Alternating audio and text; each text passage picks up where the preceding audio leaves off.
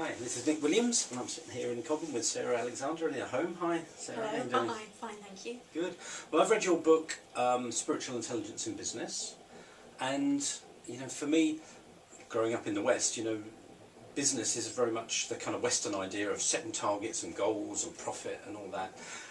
And you offer a very different idea about what business can be, and you draw very much on Eastern philosophies and Eastern ideas.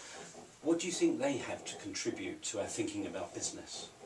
I think, obviously the East currently at the moment is terribly successful in terms of business terms. China really kind of emerging as a leading business sort of superpower. And I think, firstly, the Easterners have got a very kind of entrepreneurial, self-reliant, kind of determined and disciplined spirit. And I think whether you look at the Eastern philosophies of Buddhism or Taoism, that kind of thread of the importance of entrepreneurism really runs all the way through it. And also that sense of following your guidance, following the Tao, if you like, of what is meant for you. And obviously one of the central themes of Buddhism is very much around meditation. The Dalai Lama talks about the importance of having what he calls a calm, collected and concentrated mind, and that is achieved by a daily meditation practice. So really from Buddhism, obviously it is a code of ethics Buddhism for kind of us in life, with life in general, but also it is about this real training of the mind and kind of focus for the mind. Because I suppose my take perhaps on Western kind of approach to business would be very much about striving, which is not so much about the kind of Eastern philosophy. So that would be much more about kind of stillness, centeredness, and as you say, meditation. So what role can meditation play in creating a more successful business? Well, I think first of all, meditation really helps you just be much more inner directed in what you do, because just the daily process of stilling your mind, stilling your brainwave frequencies, allows you to be that much more open to your inner wisdom, your inner guidance. But also, meditation really done, and we're talking about it done not just for relaxation, but really for the real training of the mind. It really does help you to be able to be much, much more clear in your thinking. Obviously there are many kind of very positive physiological effects that it has as well, but I think also it really helps us sort of deal with the way we're able to look at situations, arrive at solutions, and it does help the mind to be more calm, and also the person just to be much, much more aware of their mind processes. And I think this is something that Buddhism very much gives us, as a far greater awareness of kind of what is going on in our mind, and perhaps the ability to witness our mind processes rather than becoming kind of fully involved in the content of what our mind is kind of going on about at any particular moment. So you learn to be much more of a witness to not only your life, but also what your mind is doing with the events of your life. And presumably seeing options, where if you're constantly busy and striving, you don't necessarily see options because you're on a kind of treadmill. So what I'm hearing is several levels. On a personal level, you're more still, you're more centred, you can be more effective.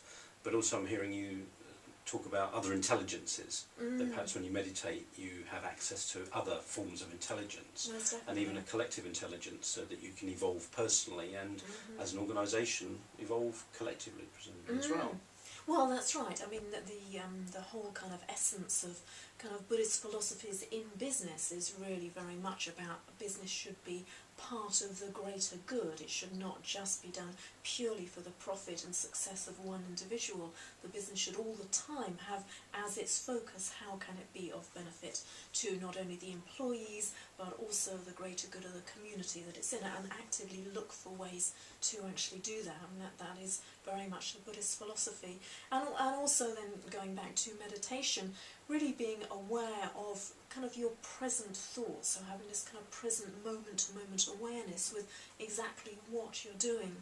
And I know something that is very much kind of ground into us in the West, and I know this is something I have to very much be aware of myself, is, we're kind of trained to be efficient and to get things done, and it kind of leads us into this state of always rushing. And I find it so easy to be kind of a little bit in front of ourselves all the time.